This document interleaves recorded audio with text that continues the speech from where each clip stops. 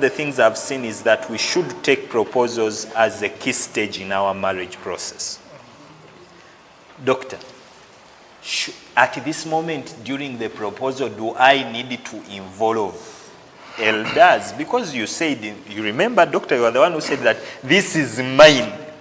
Whether she's young or what, she's what? Mine.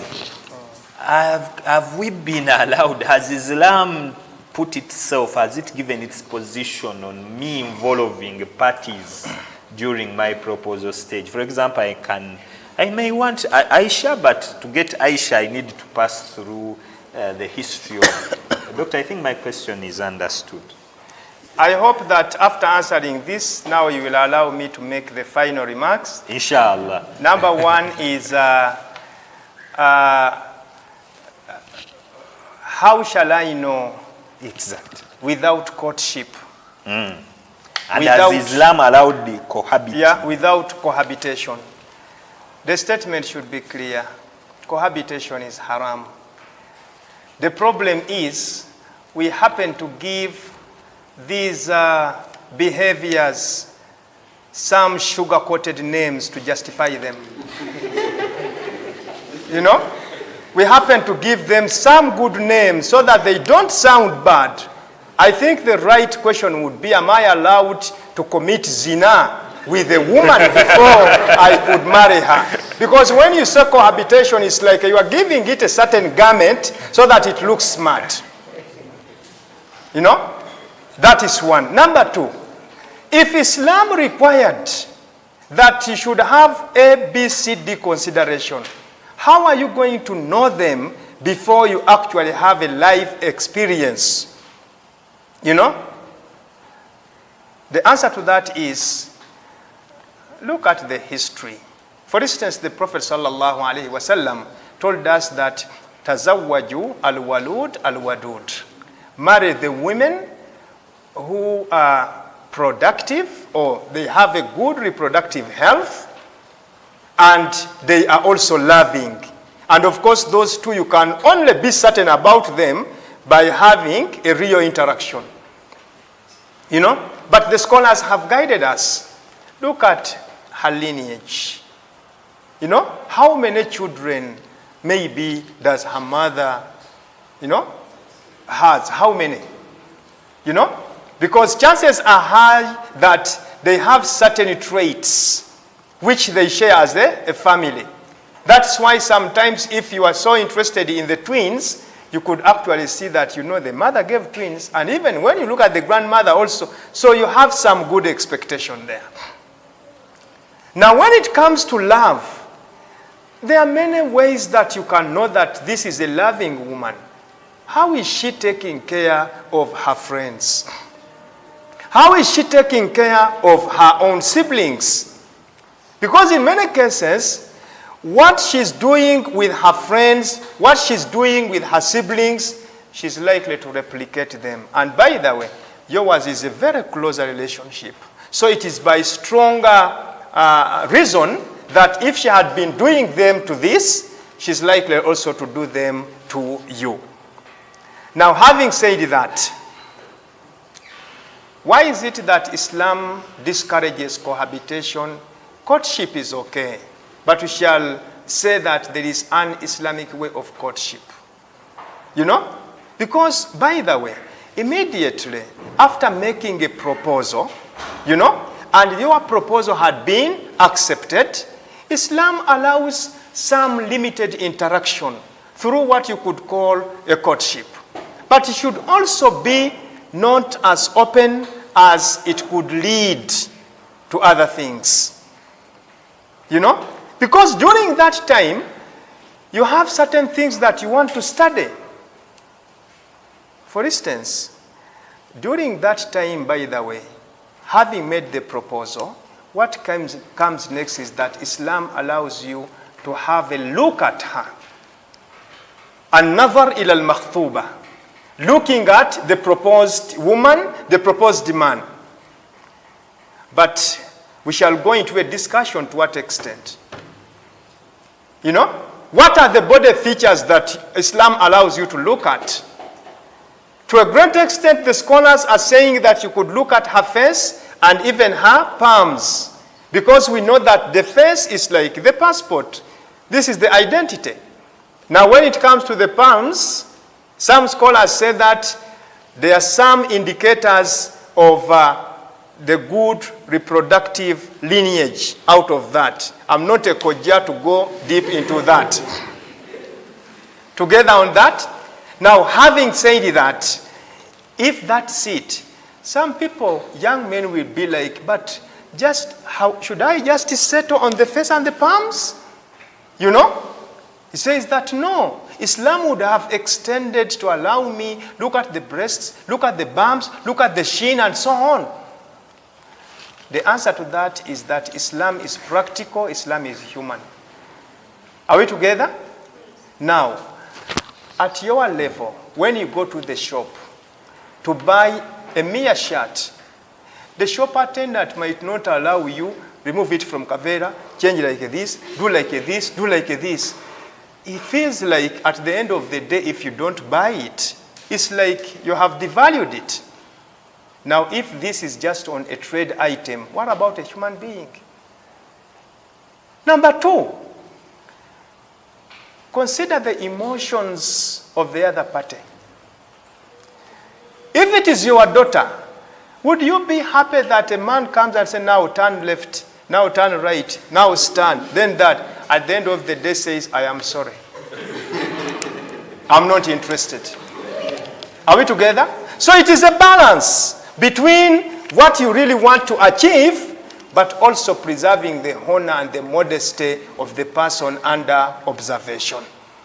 Okay? Now, having said that, our conclusion here is that if you have taken some good time to study the characters and the behaviors of the person that you want, go ahead and propose. How do you propose?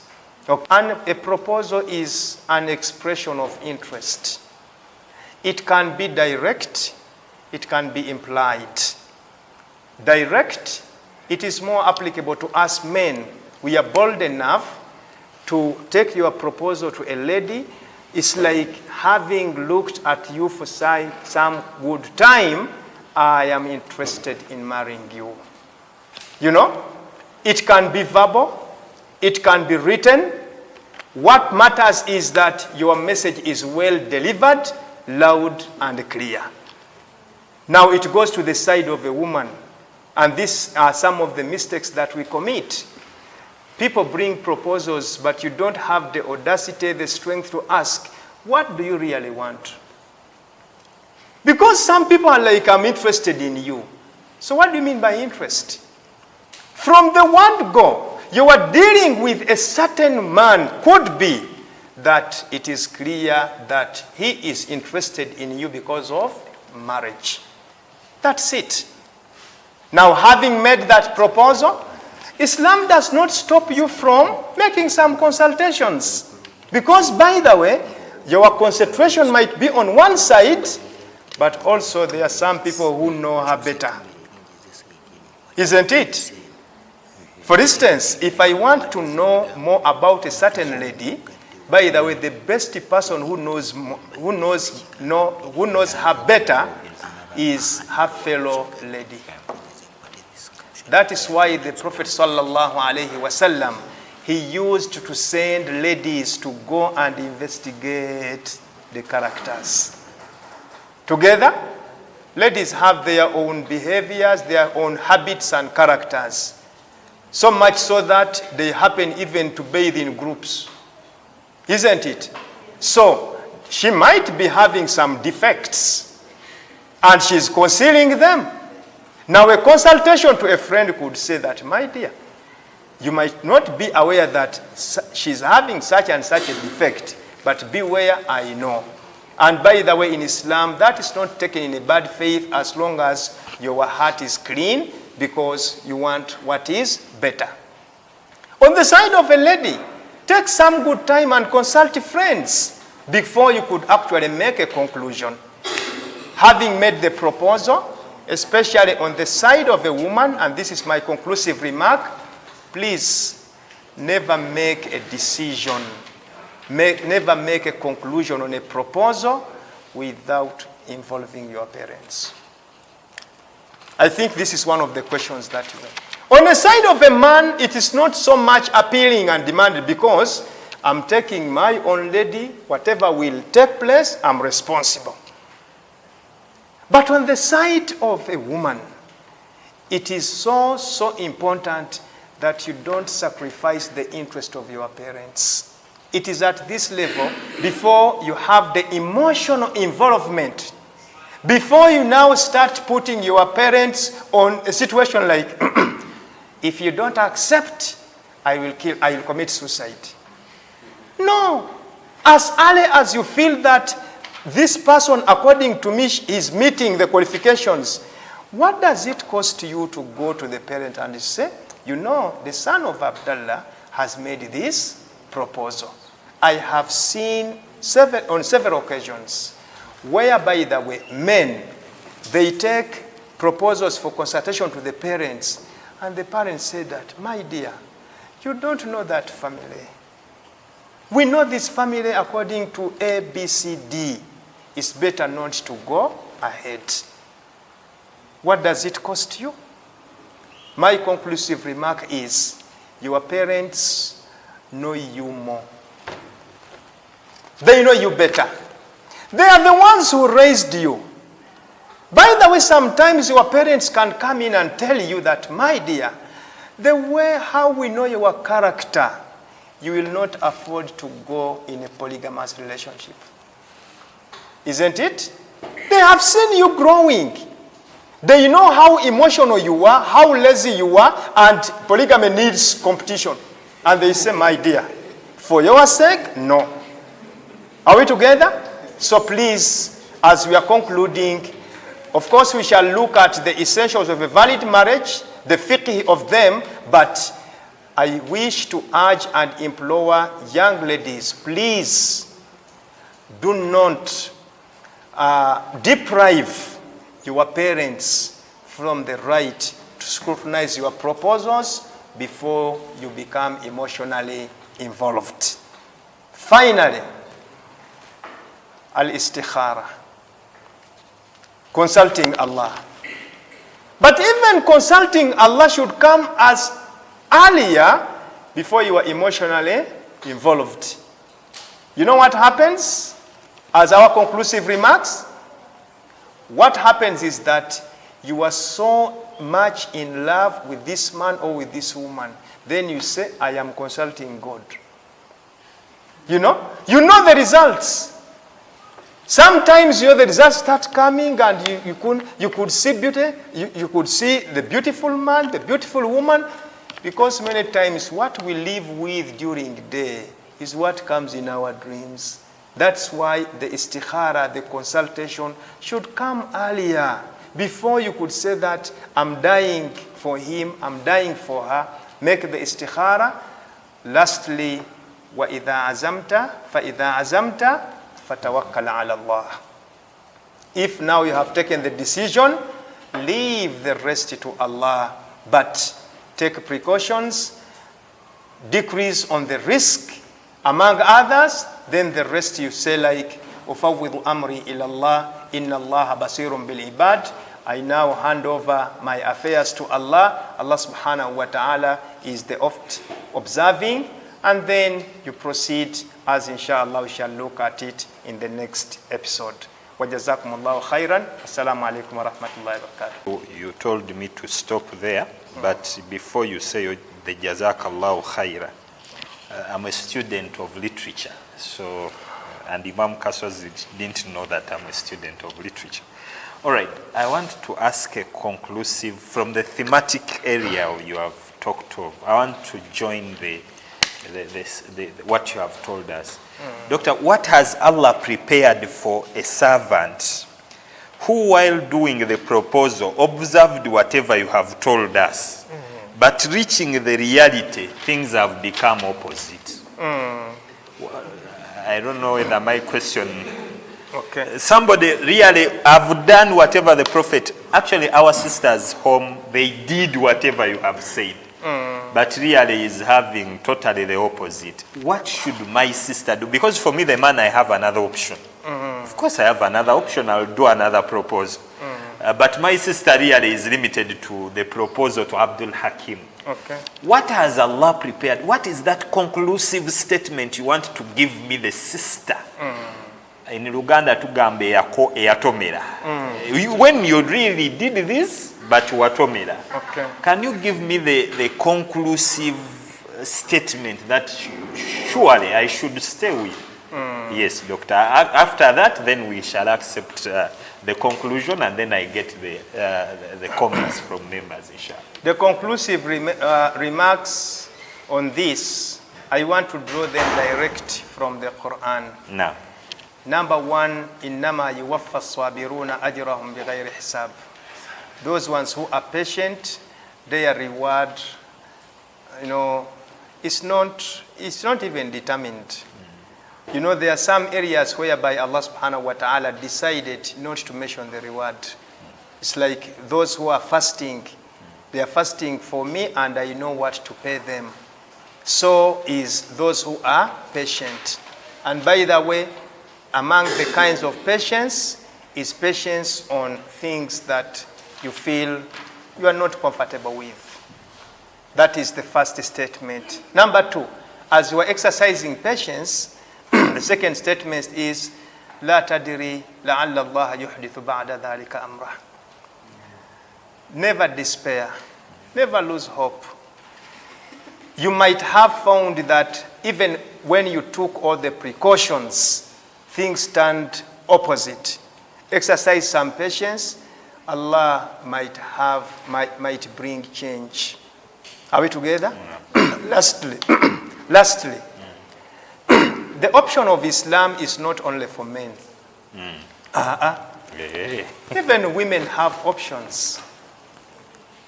Your option is you can preserve her because you have found her opposite of what you expected. You preserve her and you marry the other one whom you think that is going to meet, but you also don't have a guarantee. Isn't it? That is right. The option that is given to a woman is she can either be patient and tahtasib ajraha ilallah, wait for her reward from Allah subhanahu wa ta'ala. She can as well say that I'm not an angel, I'm not a prophetess, I decide to get out of it. It is also part of her option that let me leave it and I go for someone I feel comfortable. Why? Patience is only for special people. So if you are not among them, get out of it. Thank you very much. You are welcome. Imam was complaining that I'm asking a lot of questions, yet there were very many students, and I want to remind him that I'm picking these questions from the students. Now, let's have some questions from the physical class and some questions from the audio class. Two things. One, I posted it in the chat room. Chef, can you help us differentiate between courtship and dating? Because many people confuse courtship with dating. Number two, you say for a lady, it's very clear. Wali or the parents have some role to play. For a man, you have categorically said, I am the one to take it. And this has become a bigger problem with many our young brothers. That when he takes a lady for marriage and they have issues, and the lady complains, oh, some people come to intervene. I have had more than once my brother saying, marriage is a relationship between me and my wife. The rest don't matter. How do you advise that? By that statement you made. And then two, maybe this, we did not make some of these men become, I want to use a big word, but let me use it. Our daughters, by saying, whenever it's ugly, does not want anything to do. I have had with a first one I consider, be my friend.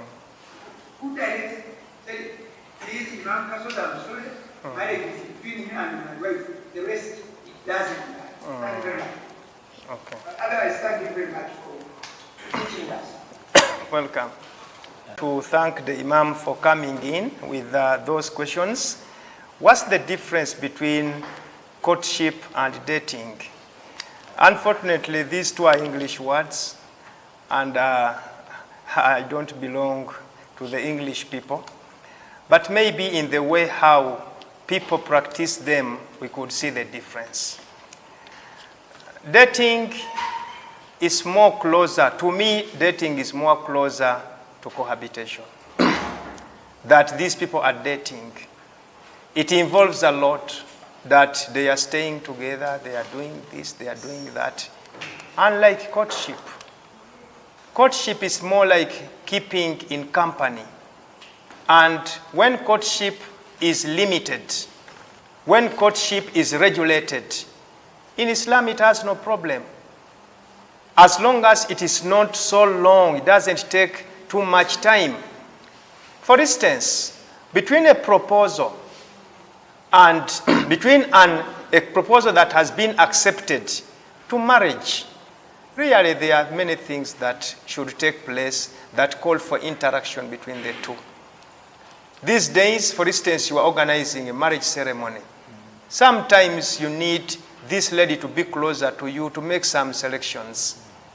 Islam requires that she shouldn't move out alone. Let her move in a company of someone who could avoid some satanic feelings to take place, and therefore, at the end of the day, they exceed the limits of Allah.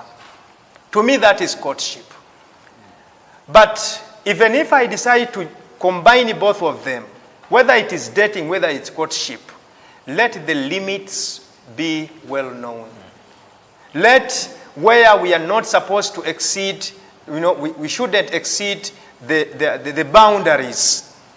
I will not, as I told you, I don't want to go behind the terminologies. They will be misleading. It is like, what is hijab? Anything can become hijab as long as the elements of a valid hijab are there. So let it be courtship, let it be dating, but the principles, the limits of Islam should be observed. I don't mind what have you decided to call it. The second question of the Imam is about involvement of parents. I have made it clear that for the lady it is mandatory, and that is Sharia. Because the woman needs the approval of her guardian as one of the 4 essentials of a valid marriage. And by the way, for good. Because one of the responsibilities of the husband is to check the compatibility of this man, unlike the man.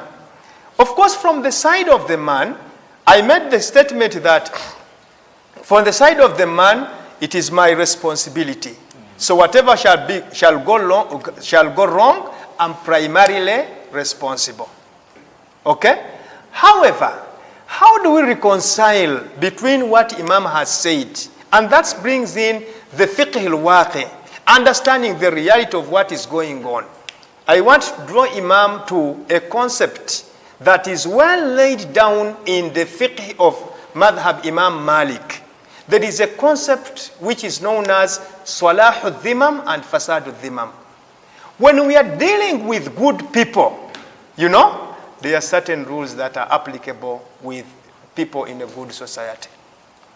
When we are dealing with people in a bad society, there is no any problem in Sharia that we make certain things compulsory, yet under some ideal normal circumstances, they were not.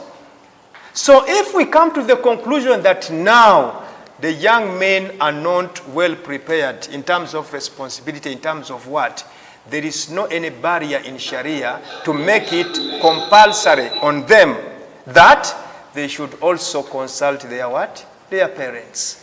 The reason why it was not required, because they are expected to be now independent.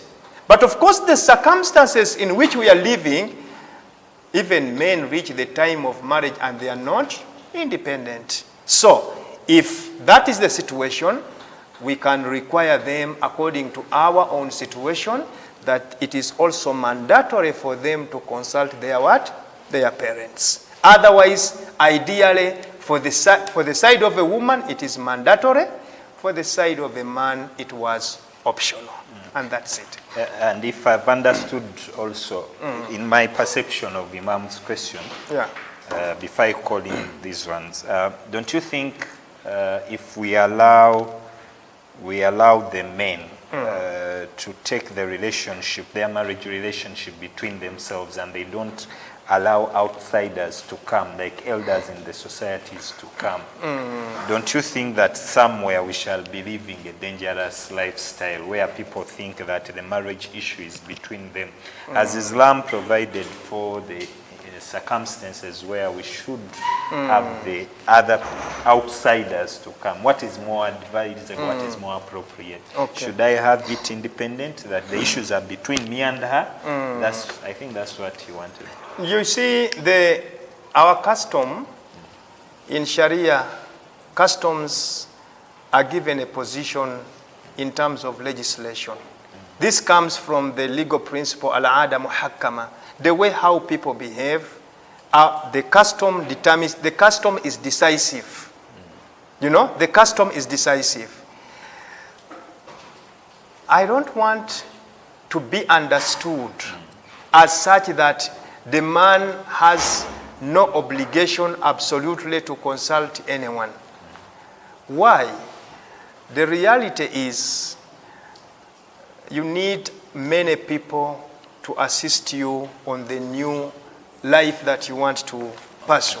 And therefore, it goes without saying that you want them on board when they are also happy with your choice. All right. Assalamu alaikum wa rahmatullahi wa barakatuh. My question, Doctor, is about our parents' input. Our parents' input towards our marriage proposals. I'll give you an example. When we are all growing up, we usually listen to our fathers telling us, Womalo Soma, I want a man here. I want a Muslim man. He gives you all the basic components he wants. When you're out there doing your searching, you come back. Now the mother comes in. But you've done your search looking at what Haji has told you. You bring, let me say, Mr. Hakim at home. Now when you bring him at home, Mommy tells you, Saja mwavu, Saja mumpi. There are certain things that mothers are doing that they're making a lot of our life complicated when it comes to our marriage. They are complicating things. Taina sente. But Haji is telling you, Yasoma, I know the family, I'm very comfortable with this. So we are having challenges, and many proposals have been turned down basing on such input. Yet you're teaching us it's mandatory to take on their what? Advice. So I really beg you to throw more light on that and how we can handle it. Okay, thank you, Sister Shani. Brother, you need to come near the microphone for our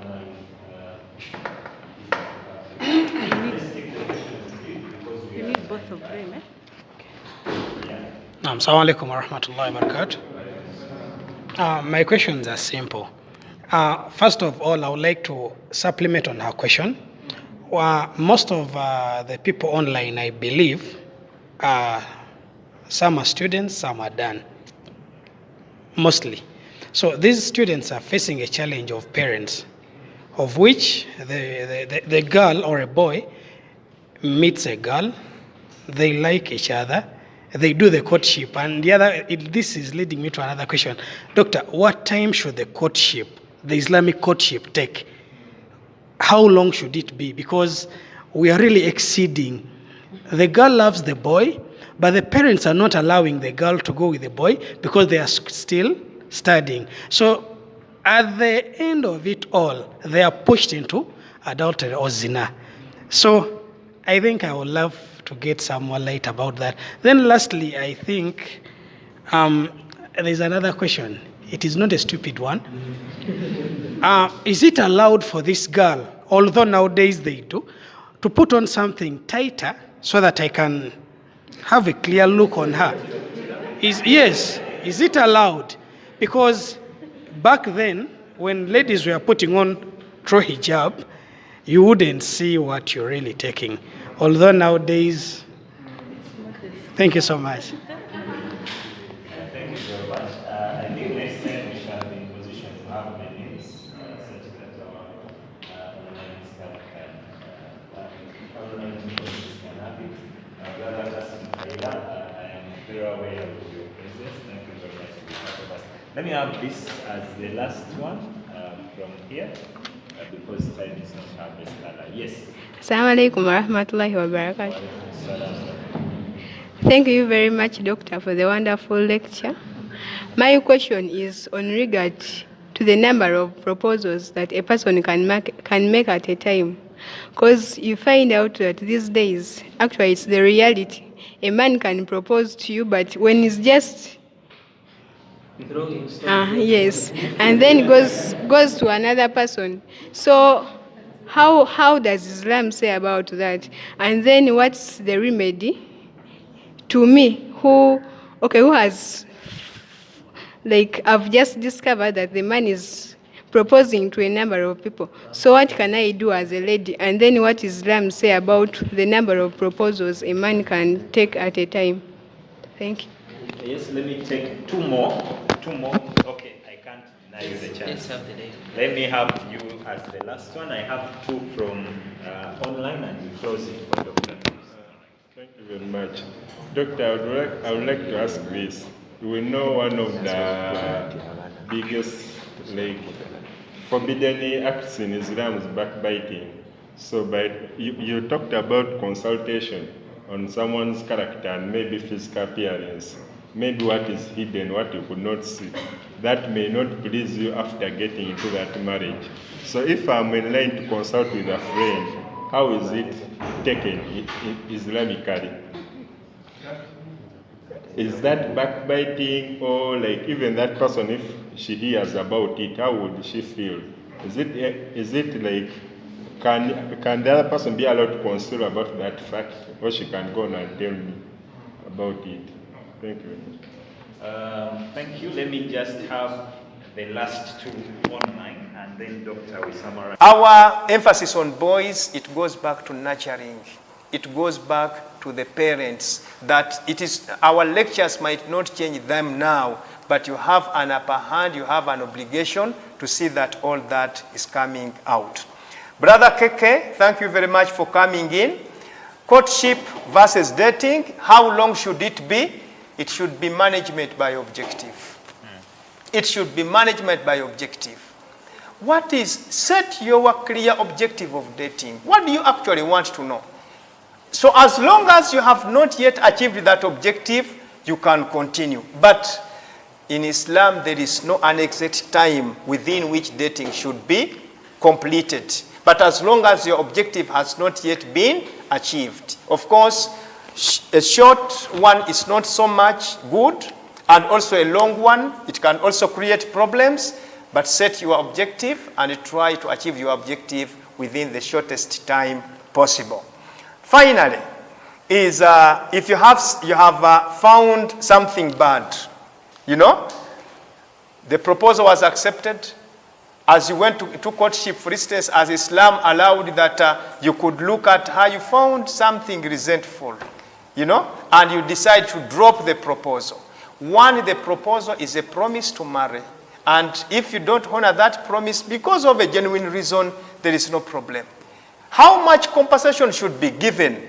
This is not a commercial enterprise whereby lawyers will come into the general damages and the specific damages. Okay? You have tortured me psychologically. I remember the day that... No.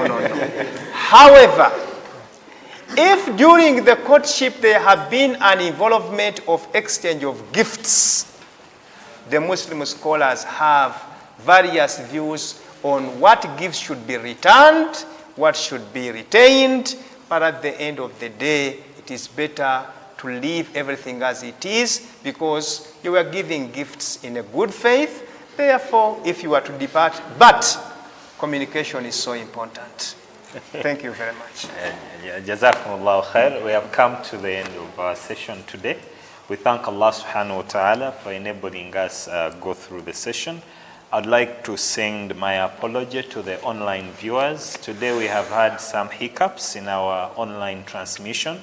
We promise you, inshallah, next time we shall be on the dot, bi-idhnir rahman. We are very sorry. However, our online listenership, don't worry, we are going to have our YouTube, inshallah. On our YouTube, you will be in position to get it, to get this lecture live streamed. Streamed, and you can also join on our reserved number. Please, you can send your contact such that they link you to the WhatsApp group. The number is 0705 666 520. I think that's 666 210. Yes, 0705 666 210. You can send in and say that they link you on our group. And if you're on our group, you'll be getting the links of our YouTube. And our YouTube is being managed by AL-HIDAAYA, our brothers from the AL-HIDAAYA group. Thank you very much. And also the Salu Islamic Media. They're the ones who are helping us, plus the IU Kampala Campus ICT team. Thank you very much. Why don't we say that till next Tuesday, bi'awnillah. We thank you very much. Subhana rabbika rabbil izzati amma yasifun. Wa salamun ala al-mursalin. Alhamdulillah rabbil alamin.